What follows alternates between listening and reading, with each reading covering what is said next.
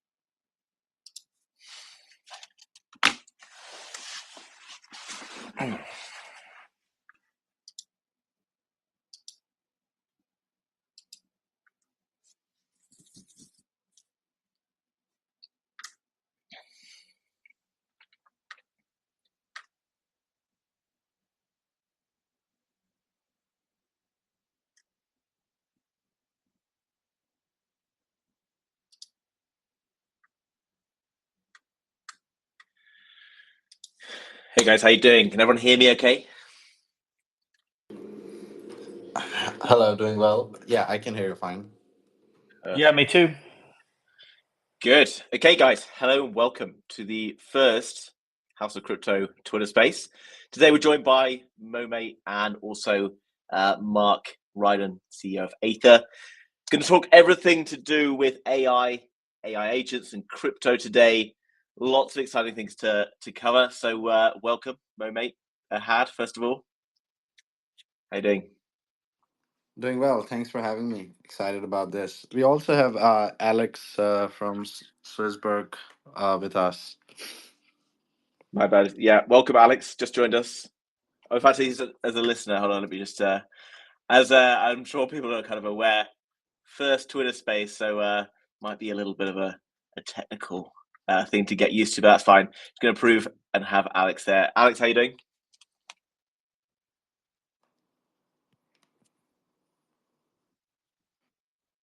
Be with you, Peter, amazing Moimate, and of course, Mark, all good friends here. Looking forward to good vibes. Awesome. Okay, so guys, today we're going to cover like a range of different things. Right now, we've got cryptocurrency in a very interesting space. We've seen 6 months of pretty shaky times, where we're now seeing the entire market cap of AI cryptos sitting at $21 billion, with meme coins market cap sitting at $39 billion. We're going to discuss whether that's something that should be happening right now, whether AI and crypto deserves to be there, whether AI and blockchain technology is a natural fit or not. The role of AI agents in the future of entertainment, as well as how it kind of fits in and integrates into things like play to earn games. We're also then going to look into community involvement in projects such as Momate, and going over to Swissborg to discuss how you guys at home might be able to participate in something very exciting that Momate's going to be working on soon. So that all sounds good, guys. Let's kick off with Ahad from Momate.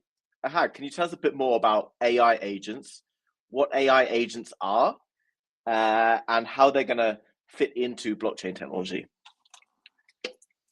Sure. So the way I like to think of AI agents is simply, which is that like right now, we think of AI as like chatbots, which is that like you type something in and you get a response. Agents are basically something which are able to like carry out an action on top of it. So which is that like they're able to like take the text output and convert it into an action. That action could be done over any software, any tool. And that's basically the concept of AI agent here. Now, what is the role of crypto here? I mean, before I go into that, I would actually like to touch upon something which you mentioned earlier, which is that like the current state of the crypto market, and you touched about like the market cap of AI and crypto as well as meme coins. I've been in crypto for a long time, and I think this is the first cycle where we sort of feel a bit of I would say people are a bit tired, and I think the reason for that is that even though initially there was some momentum, there was some hope with meme coins. I think the real reason for this cycle is that there's no like real narrative, right? Like previous cycles, we had DeFi, we had even NFTs and metaverse. I think in many ways they were like genuine attempts. Some of that might not have worked out as planned, but there were still like general attempts towards making something which had a cypherpunk narrative and philosophy associated with it, right? And I think that's fine because you know you make experiments and not everything works as per plan. Whereas this cycle, especially with meme coins and Rise, I think the reason which is like that is because there is no real narrative, right? Like, and everyone is just trying to play what I like to say a game of musical chairs, which is basically what meme coins is. So now on the horizon, we have this amazing technology, AI, which has come up, over the past couple of years, and it is totally revolutionizing everything, right? Like, I mean, like the impact of this technology is immediate. The impact of this technology is evident, and the impact of this technology is widespread. It is completely changing our current ways of working, as well as it is like opening up entirely new avenues as well. Now, there are several ways in which this is going to integrate with crypto. Of course, at the most fundamental level, I think AI agents will be autonomously, integrated into smart contracts. They will be, they'll be like carrying out payments and like, all of these smart contract decisions. But I think the more important thing, which is what we are trying to like um, innovate with, is ownership of AI agents, which is that like, okay, this is a new primitive. AI is an enabler, which is that like if you think about it, like when like stable diffusion or text to image came about, stable diffusion, Dolly, it basically enabled anybody to become an artist overnight. Like you didn't have the skill barrier anymore, right? Like you still needed to have good taste, you still needed to like have a concept, you needed to iterate over something. But that skill barrier, like immediately, like all human beings had that skill that if they wanted to, they could do it. I think similarly, AI is going to enable it for all sectors. Like, tomorrow you want to build software, you'll be able to do it. Tomorrow you'll be able to like, you want to build a game, you'll be able to do it. And I think in the world of in that kind of world, what is important is that like how do you define um, a system in which individual creators, indie creators, they are able to like capture value. And that I mean at this point it might seem a bit contrarian, but it's exactly the same thing like 20 years ago when we had social media. Like nobody could have thought that people would be paid for like making videos or like shit posting, right? Like, but like now YouTube like pays out its their creators. Twitter does creator payouts. So like along those same lines, I think all media will become interactive, immersive, aided by AI. And I think the role of decentralized community ownership there is that like how can individual creators have like make sure that they are able to like earn through their creations, and basically the community who are sort of like participating in making that particular thing famous, they also get a slice of it, right? The analogy which I like to give is that if you think about traditional social media, like YouTube, TikTok, Twitter, they all do creative payouts. But the problem with the creative payouts is threefold. The number one problem is that it's non-deterministic. You don't really know as a creator like how much will you get paid out, what is the mechanism. The second thing is that it's non-discretionary, which means that they can change it anytime they want. And the third thing is that, which I would like to give it the simple analogy, is that like when, for example, a creator gets payout, uh, it's not just the creator who should be rewarded for something going viral. It's also like the early believers, right? Like the people who go in and like repost, like the first few people who repost and retweet, right? So these are the kind of concepts which I think will become even more important in the world of AI, because there would be like, as I like to say, is that like we're going to move from world of monopolies into perfect competition. It's like there will be many indie creators, and I think like the idea of like community based creations and community based ownership would become more important. Sorry, it was Awesome. a long-winded Yeah. answer, but I hope it, No, really useful. Thank you. So when it comes to AI, I've got my own kind of theory on what's going on in the crypto markets so far this cycle compared with previous cycles. And I think that's a lot to do with the fact that this cycle has a lot more crypto experienced people who've been at least through one cycle already. And I think what we saw earlier on this year was kind of like a preemptive excitement in the market. We didn't quite have the liquidity levels that were needed to sustain a full-blown bull market. That's why we kind of saw these big rallies going on early doors that kind of failed to sustain themselves over time. You then get that dilution that comes in because of new project launches, lots of meme coins coming in and stealing away that liquidity. But I think it's been very evident every time we've seen the crypto markets picking up that AI appears to be the top performing narrative within all of those different sectors. So once we sort of, we see markets quieting down, we get meme coins coming up, but as soon as we see Bitcoin on a day, today, Bitcoin having a little bit of a move, not to get everyone too excited, but having a little bit of a move, like 1 or 2% higher, straight away on those days, you see AI coins and the kind of the stronger narratives having kind of a bit of strength again. And I think a lot of that is coming from the fact that, the wider media is giving a lot of attention to AI. And that's basically happening. You've got the world's third largest company now, which is NVIDIA. And I believe about this time last year, it was like the 9th or 10th biggest company in the world. It's just printed record highs with revenue up over 119% in the last 12 months or so. NVIDIA, the world's largest chip producer with AI. So what I want to do is bounce across to Mark here, who's the CEO of Aether, to sort of talk about why we're seeing such a growth perhaps within the sector and sort of proof of that happening. Because I think within AI crypto, we are actually starting to see this adoption taking place. Mark was telling me just the other day about some of the revenue that's been coming through Aether recently, which is quite rare in crypto projects, guys, to see projects actually creating revenue and actually making money. And I think that's very telling about what's going on in the AI sector right now. So, Mark, you there? Yeah, definitely.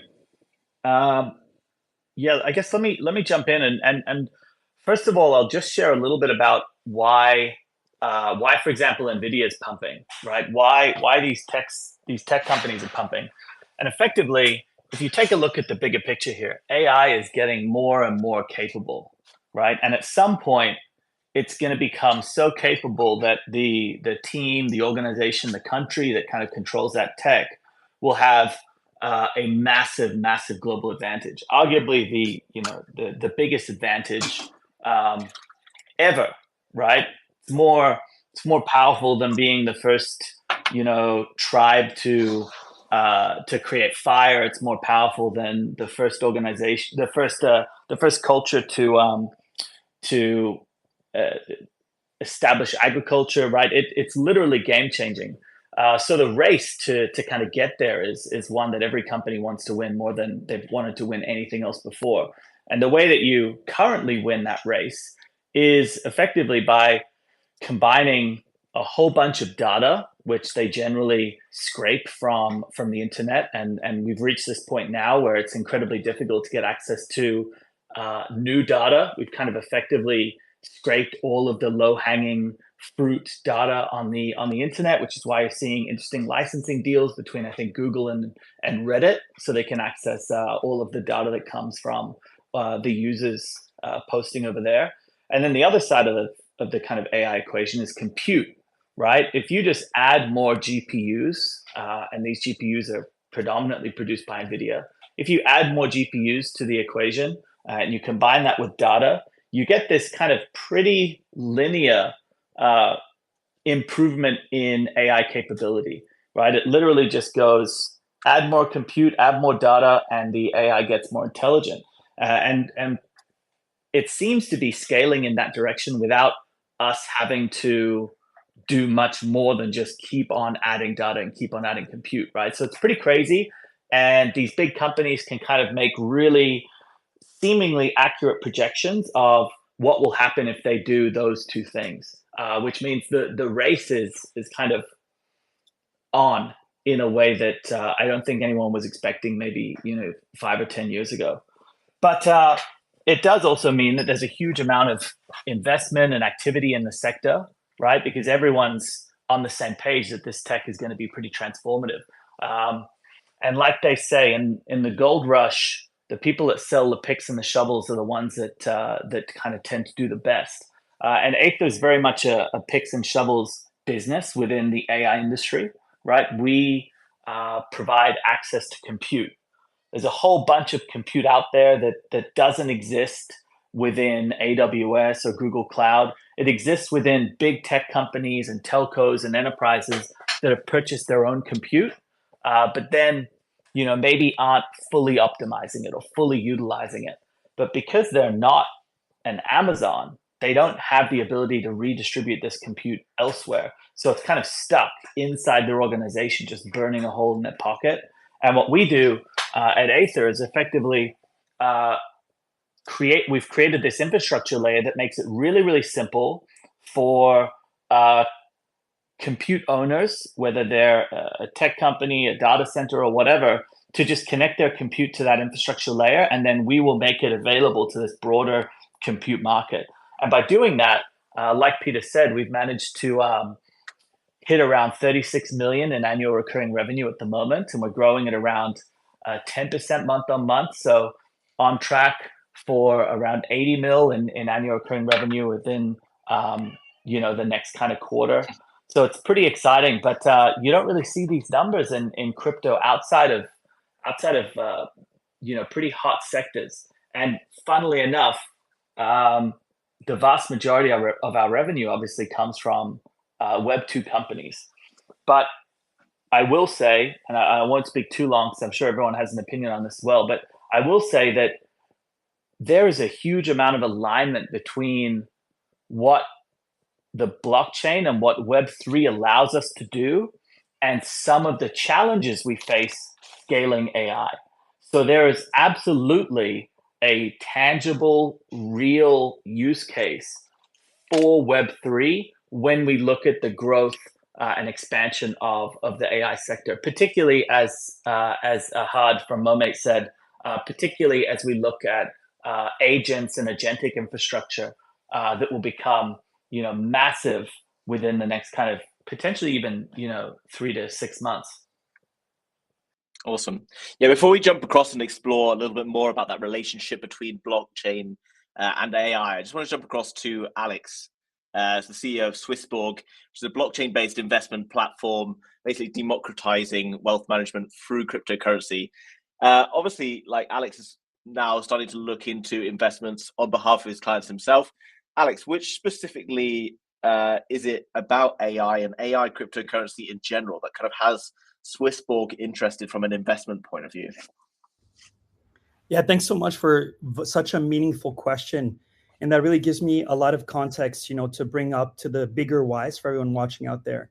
So for those who don't really follow AI deeply, and maybe you're just using ChatGPT once in a while, there were three major trends that came up in AI. So it kicked off with machine learning that has been running in the background for decades. And then there was predictive AI and generative AI.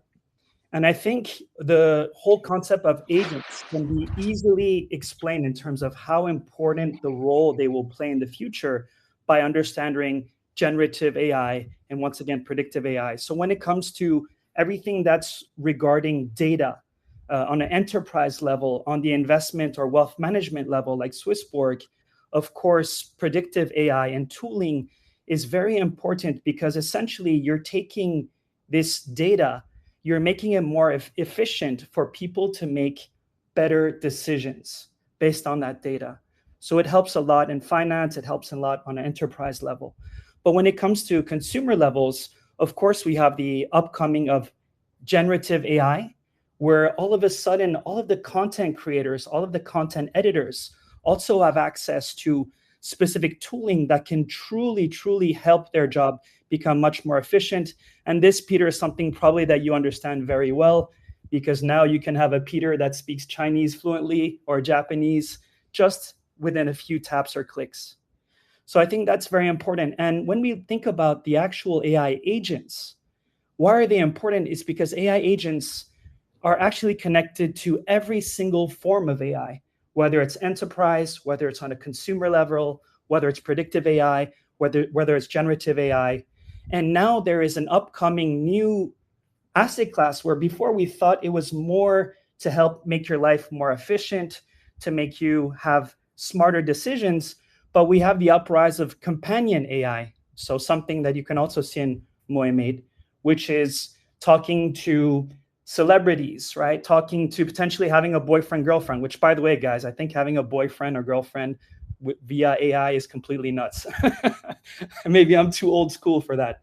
But there have been very good use cases showing that, once again, if this AI companion knows, how you live and knows that you have an important event, maybe let's say it will reach out to you and say, good luck with your presentation, or things like this, where eventually, as society moves forward, will be really appreciated and will hopefully be able to even give you some sort of dopamine injection for how you feel on a daily basis. So yeah, I think once again, it's very important to understand these things on a very high level, because AI, as you said, Peter, has transformed tremendously. And we see it in the stocks that have pumped, and then eventually that transferred to the crypto markets because people saw the results within, stocks like NVIDIA or bio, robotic, AI type companies. So yeah, fascinating space, and it's moving at the speed of light.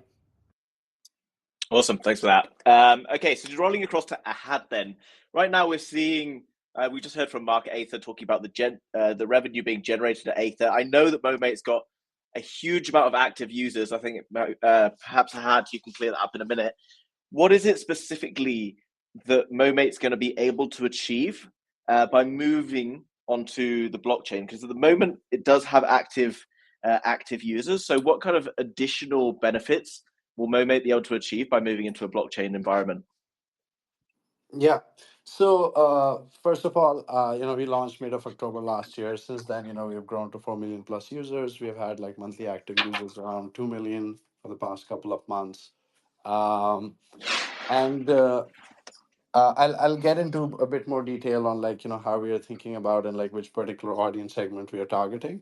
But to answer your question specifically, I like to say is that we are a Web 2.5 company. And the reason for that is that we want to build a product which users want, right? That's the main use case. There's when they come in, they use the product, it's because that's a product they love. And all of the crypto infrastructure and plumbing and everything should be invisible to them, right? So that's how we operate. The crypto part basically is, the idea is that right now, you're able to make simpler bots. Like tomorrow you'll be able to make more complex agents. And the idea is that how do we make sure that there is a monetization element for the creators as well as the community. So very similar to how, for example, social media platforms of today work, which is that like if you're a YouTube creator or a TikTok creator or a Twitter creator, every cycle, some for some of these platforms the cycle is monthly, for some of them it's quarterly. You get creator payouts. The only difference is that like we are making sure that the idea is that like not only the creators are getting the payout, but basically the early community members who come in and uh, support these creators by staking like our native token into them. They are also rewarded, right? Like the top performing ones. And there's like various other reasons to be able to do it, because world of AI basically means a world of abundance. A world of abundance also means a world of spam. And in a world of spam, actually, it is important that the whatever is shown to the users on an authoritative page, like the discovery page, like the for you feed, becomes more important. So basically, what the users see on the for you page or the discovery feed would be a reflection of how many of these agents are supported by the community, right? So there is like community based ownership of the creators which they are supporting, etc., right? So the reason we think that like that is the longer term strategy to take is because eventually this is how you keep on attracting like better creators to come on the platform, as well as better community members, to ensure that they're doing the like better curation, etc., because at the end of the day all user generated content platforms are directly dependent upon the community, not just for creating content, but also for surfacing the top quality content, right? And like at the end of the day, all of these, while we do provide AI tools, at the end of the day, it's the community which is creating the content on top of it. Awesome. Yeah, I mean, there's some really exciting things that are happening at the moment, and we've already sort of touched on how AI and AI agents are starting to become recognized for things that they can bring to the table, particularly within like the blockchain and the world of blockchain. I think that there's a very exciting move going on in crypto right now where a lot of these different narratives are starting to kind of tie together in one way or another. And I believe that it's kind of AI that is almost the common theme that kind of ties different things together, whether that be through automated investment platforms, whether that be through things like gaming. And the integration with AI agents into gaming is also something that I think is particularly interesting. Although more recently we have sort of seen gaming and play to earn gaming underperforming as an asset class within crypto. Mark, do you think that there's going to be perhaps a bit of a pickup in play to earn games coming forward? And then I'll come to you, Ahad, and sort of see how maybe MoMA and AI agents are looking to integrate into games in the future. Yeah, I guess I'll speak to it on two fronts. First of all, I think that the way, for example, the Ton and the Telegram ecosystem have kind of unlocked Web3 gaming for the masses is definitely going to push and potentially reignite a whole bunch of new economic models powered by crypto within the gaming environment that Telegram and Ton kind of unlock. So I think that's huge. We're seeing it with Hamster Combat and Notcoin and other Tapcode and other kind of examples of this type of content. So definitely, I think in general this sector has a big kind of uptick coming, but in general, I think the gaming industry is massively impacted by AI. If you're a consumer, if you're a gamer in a good way, right? Maybe if you're developing games, you're not as excited about it because generative AI content might mean that if you're an artist on a game, maybe you're less important than you were before. But definitely AI is going to impact the speed that we can produce games, right? We can create artwork, we can generate storylines, we can create in-game assets, whether they're flat assets or 3D assets, a million times quicker than we could before, which is incredible, totally incredible. But from a gameplay perspective, I think everyone that knows anything about AI is equally excited about in-game NPCs, right? And the ability to inject AI into games to create just these really hyper-personal, one-of-a-kind gaming experiences, which is, super, super cool. So I think that, we're going to see an absolute like Cambrian explosion of games as high quality games are able to be produced by smaller and smaller studios. And as the type of game that we're seeing gets enriched by AI, as companies like Momate inject these really cool, hyper personalized agents and learning agents into the gaming experience. Awesome. Yeah. So Ahad, Momate, could you tell us a little bit more about how you're going to integrate agents into the ecosystem? Yeah, so the first thing I would actually make a controversial statement, which is that like if you look at gaming for the past decade, we haven't really seen any innovation in the gaming space, right? Like whether you talk about casual gaming or even AAA gaming, it's mostly the same game mechanics, which has been like reskinned with a bit of a different storyline, bit of a different graphics, etc. Um, the second thing which has been happening in gaming for the past decade is that like user generated content, even in gaming, has become the most dominant form. We have Minecraft, we have Roblox, even Fortnite, is pretty much user generated content now with the islands rollout. At the same time, there's a category of gaming which has been very big since the 90s. In fact, since the proliferation of personal computers. Even right now, it is a big sector. It's role-playing games, like MMORPGs is a subcategory of it. There we have like the World of Warcraft, Genshin Impact, Legend of Zelda, all of these. This whole category is going to be completely transformed by AI, and it is for the first time we'll have the ability to have user-generated content in the role-playing gaming category. If you think about the space which we're involved in, which we are in right now, like for example, we make entertainment chatbots. A lot of people think that like these entertainment chatbots are for companion purposes. Alex also mentioned, but most of them is actually like less of companionship. It's more about like interactive fiction, right? Like it's interactive fan fiction. It's like people like to explore like new worlds with them, because for the first time you can actually talk to a fictional character and it responds it back to you, right? So this is just the generation one of the product, these chatbot interfaces, and we saw that in the past 2 years, like this category itself has become huge, right? Like for example, even us, we have 4 million users, and there's like bigger Web2 companies in the space like Character AI. They just had a 2.5 billion sort of acquire to Google, and they have like 100 times our user base, right? So this category did not exist 2 years ago. And as I'm saying, that this is just the generation one of the product, because people just don't want to be talking to text bots, text-based chat bots.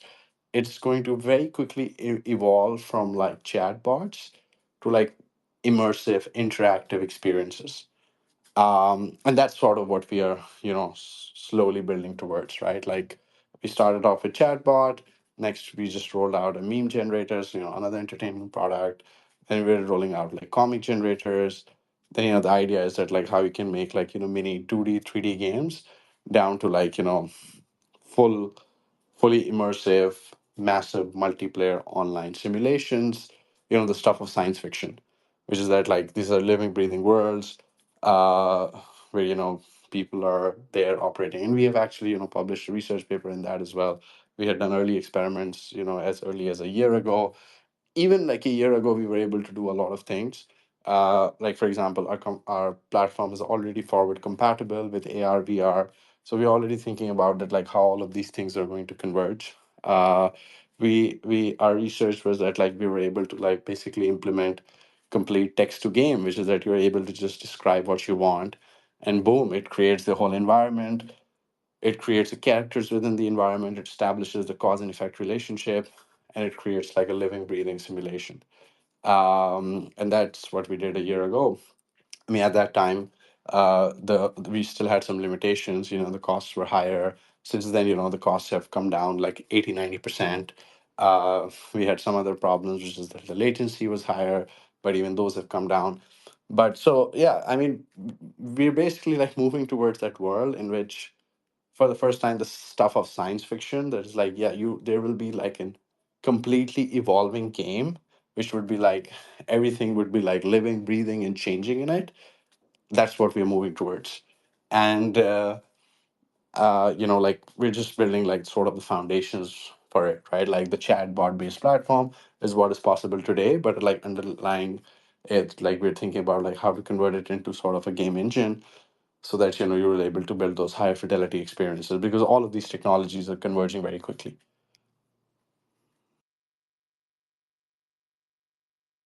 I'd love to piggyback on that if that's possible, Peter.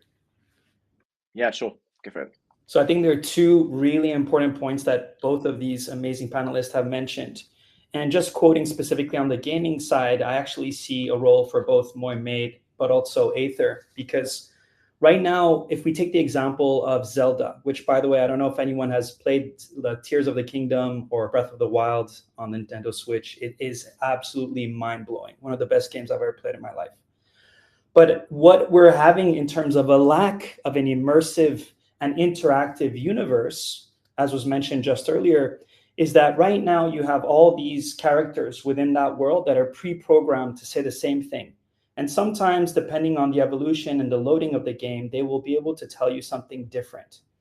But what these agents can potentially bring in these type of universes is that you can have a personalized conversation, right? So you feel even more embedded. You feel like you're living some sort of parallel world where you can actually communicate. Well, they will react to you differently. Let's imagine in Zelda, you've changed clothes, you have a scary hat. So they'll be able to react individually based on that specific moment in time, so that you really feel like, oh, this is more than a video game. I feel like it's almost some sort of alternative life. So I think that's a big change. And then what Aether is providing, you know, with the GPU and the whole deepen play, is that right now, if you look at Fortnite, which is the most successful game in the history of gaming when it comes to the number of concurrent users, you can only host 100 players per server. So the whole concept of, you know, having a metaverse, you know, how can you have a metaverse when you're struggling to hold more than 100 players in a single server and a single game? So that's also an issue. So the combination of DeepIn and having the right GPU, whether they're 800s or different, you know, GPUs in the future, will help scale the amount of users, hopefully, per server, and then the AI agents will create this immersive and interactive world. So I just wanted to provide a bit of an example. I don't know if this helps everyone understand, but the changes are really, really meaningful and really, really, like, as we said, gaming hasn't evolved much besides graphics, but now it's all of a sudden we're leaping into a new era. Yeah, absolutely. I think that's a really important point. With regards to sort of development over the years in technology and just various other areas, it's always been kind of limited, or ideas and concepts have always been limited before by technological bandwidth. I think it's probably the right term. But the exciting thing about all of these kind of projects that are coming out is allowing freedom of people who might not have the kind of technical ability, but perhaps have the artistic ability and the idea to be able to conceive exciting ideas and to be able to create things that maybe they've never been able to do before. And also from like the technological point of view with regards to Aether and other projects that are delivering that bandwidth, to being able to make it more affordable, more achievable for kind of these companies to come in, because previously without decentralized compute power, it's been extremely expensive and extremely challenging for projects to come in. Can either of you perhaps tell us a little bit more about what's going on and why crypto and the development of AI is such an important thing within the cryptocurrency and blockchain ecosystem? Because at the moment, a lot of AI is kind of kept or monopolized among a few centralized authorities. But what is kind of blockchain going to be able to do for us and expand that opportunity to a broader reach? Perhaps for Mark. Yes. Or Ahad? No, I saw Ahad jump in. Yeah, you go, Ahad. I'll follow you. Yeah. So first of all, I just believe that like eventually a lot of the digital infrastructure is just going to run on crypto rails. It is just like an obvious thing. I think it's maybe it's a bit like time lagged. Uh, the second thing I would like to give with a very simple analogy of a success story of this cycle, which is poly market, right? Like prediction markets have existed for a decade. In the Web2 world, they never really took off. They really took off with poly market. And if you think about it, you can always ask the question: is that like, do you really need crypto for it? No, like prediction markets and like which were non-crypto based had existed, but it's about like when you integrate crypto, it removes the friction at so many levels, and the same thing is just like very natural for AI agents. Like AI agents to be able to like perform based on like smart contracts and crypto rails. It's like 1,000x efficiency versus them trying to like operate over Web2 rails, right? That's number one. The number two thing is that I think we are, first of all, in my view, we're moving into a world where I don't think any of us is prepared for. It's going to be like quite crazy. We are moving into a post-abundant world, in my view. I think our current socioeconomic system, which is like the capitalistic system, is probably not designed for that system. And in that system, it is extremely. I know it's a crazy concept to think about, but like I think the whole concept of like copyrights, IP, all of these things are going to be completely transformed. And in that world, the idea is that like how communities and indie creators can continue to have a source of like ownership and earning is going to be very important. And not everyone would be creating, so even the ones who are like supporting those creators, we have to ensure that there's a viable alternative for that as well. And I think those are the concepts which like the concept of like crypto and decentralization is sort of like can push forward, because the analogy which I would like to give is that like yes, we can build the same platform on Web2 rails, which is which means that like if any creator comes in, they make something on a platform, millions of people might be interacting with it, but neither the community gets anything out of it nor the creators. So the idea is that like how can we convert it into something in which like there is something for the creators as well as the community. So in a way, it is like really trying to like take the play to earn cycle and convert it into sort of like learn, play, learn, create, invest, play, and earn. Sort of like that is what we are. What is the hope, right? That we would be able to like implement. Awesome. Yeah, Alex, I know you're very, very big on community involvement in crypto, decentralization, and all these things. How do you, what's your thought towards this? Yeah, it's a very heavy packed question, right? But once again, what I respect from projects like MoMate and others is that we are clearly seeing a VC all the way to sex market making route. So on the contrary of Aether, which was one of the major projects that involved the community as much as they could, a lot of these top projects are excluding the community and then wondering why they have 0 transactions on a produced block on chain. And this has been the case for many of the top projects. So we've gone in the opposite direction of an ICO, where all of a sudden, rather than the community dictating, and although, yes, there were many scams, many money grabs, many rug pulls, I agree wholeheartedly. But at the end of the day, if you want to break a pattern, if you want to really revolutionize the way finance was built, which was clearly built for a select few, right? And has clearly created a wealth gap and a huge wealth disparity in between the all haves and no haves. Well, then in that case, you have to get the community involved. And I think that's something that I respect Mohamed and what Mark did with Aether, because once you have the community involved from day zero all the way to the launch of the token, there's a higher chance that the community will stay loyal to you. Not just because they've made money if you're successful, but also because of a principle that you're trying to break from a paradigm shift that has almost 1.5 centuries old. So I think it's, once again, very important that the community is always involved. And it doesn't mean that we need to exclude VCs, by no means. And what we try to do at Swissborg is we actually have sales that are at lower FDVs than the VCs, which to me is completely normal, because user acquisition wise, the project is winning, and also the community will have smaller tickets. So I'm always for community first, actually better terms than the VCs, of course, much smaller tickets. But I think this is the way how the world should re-evolve. And I really appreciate the projects that take this into consideration. Yeah, I think what's been very obvious this cycle, perhaps compared with previous cycles, is the involvement of VCs and just the kind of sheer, perhaps, greediness of VCs. And it's caused a lot of problems across crypto. Many people are believing that, this is why everyone's flooded towards meme coins, because they're fair launch, although we all know that, isn't true, because they're basically the same, just with hidden names behind the launches.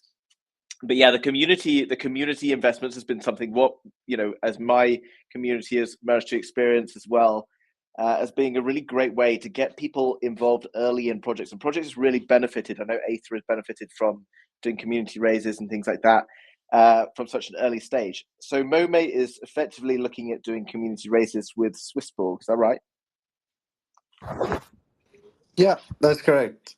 We are going in first. This is like our first round. In our first round only, we are basically making sure that community participation is there, because sort of like what Alex mentioned, is even though we have gone down the complete opposite route of ICOs, I do think, I'm a big fan of ICO model. I think we were just earlier at that time.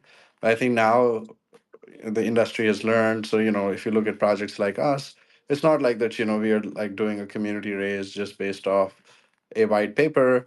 We have a functioning product, millions of users.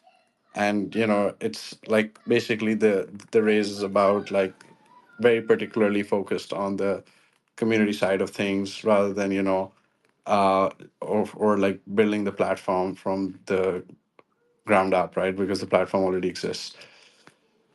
Yeah. So perhaps then, Alex, you could explain a little bit more about how these community raises work and how people can get involved in community raises such as the one with Mohamed and other upcoming projects that Swissborg is working with. Yeah, absolutely. So the vision of Swissborg in the long run, and the way we're working with you as well, Peter, and other partners that we have on board, is originally this whole alpha product. So it's called alpha. And the reason why we called it this way is because we believe that the projects that we're bringing in, like Aether, for instance, which more than 10x and had a huge performance, regardless of the current market turmoil. And what we're doing here essentially is we thought we want to create an investor club of people who, all the loyal Swissborg members, all the Borg token holders that are supporting us, we want them to feel like they are like a VC, their own VC. They're an early investor with a portfolio that I think really matters, right? I mean, for me, ideally, every portfolio has a percentage of primary market tokens and a percentage of secondary market tokens. So if you like infrastructural play and maybe you're holding Sui, Solana, Bitcoin, ETH, maybe some TON, as we mentioned earlier, but then again, diversifying your risk and going for maybe some more asymmetrical plays in the primary markets. And we wanted to really democratize that in a way where people can do it easily with fiat. So one thing that's beautiful is those who want to contribute to Moimate, they have 16 fiat currencies directly from their bank. So it's not like an on-chain launchpad where you have to jump through hundreds of hoops. It's all at the tap of your fingers, and it's literally 4 to 5 taps. So it's very, very easy. It's made the UX, it's brought the UX on a different level, I believe. And the beauty of the Alpha pad is that not only we help on the fundraise side, but then we also list the token because we have the Launchpad functionality and we have the Meta Exchange functionality. And the beauty of this is when we have tokens that launch on Solana chain, we have a technology that allows us to go through 16 FX directly through 5 sexes and over 6 dexes. So all of this liquidity is clean liquidity. So when we list Moimate, all of the liquidity will go on chain, meaning that it will find the best price through, all the different dexes like Radium, Orca, liquidity provisioning with Camino Finance, and making sure that all this is the purest form of liquidity, which is on chain and not the private order books that remove the liquidity from the rest of the world. Awesome. Okay, guys. So make sure go across and follow Swissborg over on Twitter so you can keep up to date with what's going on. Also, Moimate, and I'm sure Mark from Aether would also appreciate a follow as well. One question I've got for Moimate before we go, because I haven't sort of thought about this before, but I think it's quite an important one. You've got 4 million active users, which is unbelievable, by the way. Find crypto projects that have active users before they go live, guys. And you've got a very exciting prospect in front of you, particularly if you're able to get into pre-sales, which obviously Alex has just cleared up how you can do that. So that's very exciting from one point. But if you've got 4 million active users, Ahad, could you explain a little bit more about what these guys are searching for? What kind of intel do we now have about people, and what are they looking for with regards to AI agents that can kind of give us a bit of an insight in our investment thesis over this next sort of 6 to 18 months? Yeah, so I mean, when we started off the platform, we were, generalistic platform where you could make the AI agents for like, literally anything from like education to like, productivity, utility-based use cases and all. But we saw that the biggest uptick was on entertainment-related AI agents, and that's sort of what we doubled down on. And my thesis for that is actually quite simple, and I mentioned it earlier as well, is that we're moving into a post-abundant world. Uh, Post-abundance world means that sort of our um utilitarian needs are taken care of, which I think that like I don't know about like the 6 to 18 months, but I think in the long run, which is like 3 years, 5 years, or up to 10 years, I think entertainment as a sector, as a category, will continue to increase, and entertainment across the board, right? Like whether it's gaming, whether it's like gambling, whether it's sports. I think all sectors under entertainment will see a big growth in the next 10 years, because people just have more time on their hands. People have just like more money to spend. Um, and I think that's the alpha which we have seen, is that like entertainment is a category, and as a subcategory, I would say AI based entertainment will see an explosive growth as well, right? Like for the first time, we would literally have the option of quote unquote choose your adventure, which is that like media. I think as media is going to blur, like what is a movie, what is a game. I think those lines are going to blur as well. Yeah, but I would say like the overall takeaway is that like entertainment as a category, uh, it's going to see a lot of growth in the next 5 to 10 years. Yeah, I mean, it's particularly evident the reason as to why YouTube is growing significantly over perhaps traditional TV is that people have more choice. But now, adding the kind of AI layer on top of that is going to give people even more choice and even more autonomy over their own kind of interests and what they can access on a day-to-day basis. Any more points from you, Mark? Anything we should be paying attention to within AI and sort of the future of crypto and AI over the next 6 to 18 months? I mean, there's a huge amount, but what I would like to just kind of to touch on or reiterate is that projects like Moimate that have 4 odd million active users, whether they're on chain or off chain. They like what Ahad is building. They like what Momate is building. And I can guarantee that if you are building in the AI space, you're going to gain value from delivering some of your AI products on chain. So I see this kind of very natural and intentional transition, right, over the coming months, where these 4 million or so users will be exposed to very reasonable reasons to have a wallet, right, or interact on chain. I just think it makes a huge amount of sense. It's not like, we all know there's so many use cases in crypto where we're just like kind of begging people in Web 2 to come into the Web 3 space, and it doesn't always make sense, right?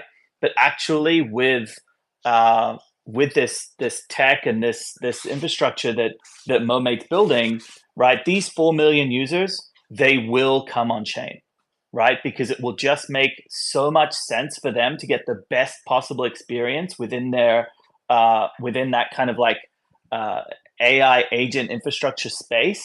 It'll just make so much sense for them to be on chain. So I'm super bullish on a large number of these users being onboarded into Web3 through platforms like Momate.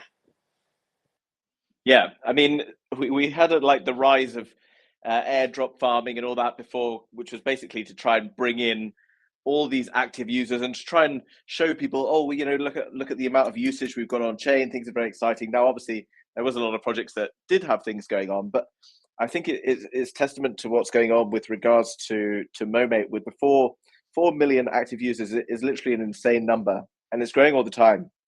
And I think this is showing us that there's a huge demand in this particular area of cryptocurrency that is actually people want to be able to use it. It's not like a lot of things we see in crypto where there's no real kind of demand. People are kind of trying to kind of give you the idea that there's a demand for it. So this is something that's definitely very exciting. Any final points from you, Alex?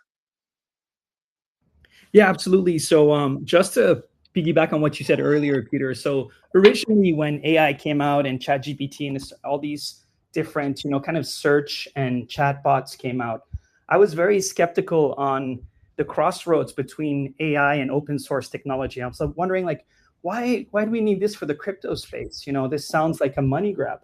But I've realized that, AI, for it to truly function, it needs to be open source in order to be trusted. And it needs to be on a trustless network.